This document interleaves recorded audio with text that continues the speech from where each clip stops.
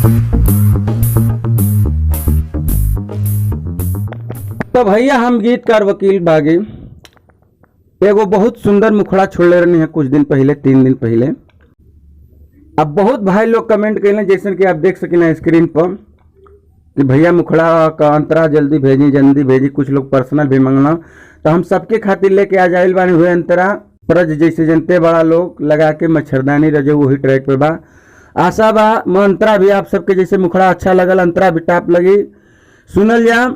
सुनावे से पहले एगो छोटा सा रिक्वेस्ट बा, जे सिंगर भाई बा हमारा चैनल के अब तक सब्सक्राइब नहीं केले कर ले क्या है कि ऐसे सुंदर सुंदर मैटर हम अपना चैनल पर लिख के हमेशा फ्री में लेके आइला।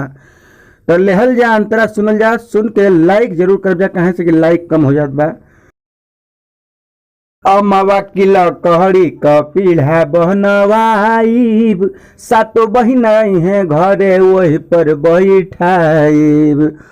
अमवा किला कहड़ी क पीढ़ा बनवाइब, सातो बहिन है घरे वही पर बैठाइब। लाले लाले फूल कमलिनिया से हार बनुआ वह तारी हो, माई मोरी से रहवा कई के सवारी, सेवक घरे आवह तारी हो, माई मोरी से रहवा कई के सवारी, सेवक घरे आवह तारी हो। तो दोस्तों इसका मुखड़ा मैं लास्ट में इंड स्क्रीन पे दे दूंगा और आई बटन पर भी दे दूंगा, वहां से भी आप जाकर सुन सकते हैं। दूसरा अंतरा सुनिए। घियुआ में माई खातिर पूरी बनवाई हम, पचरा वकील बागी जीतू से गवाई हम। घियुआ में माई खातिर पूरी बनवाई हम, पचरा वकील बागी श्री राम से गवाई हम।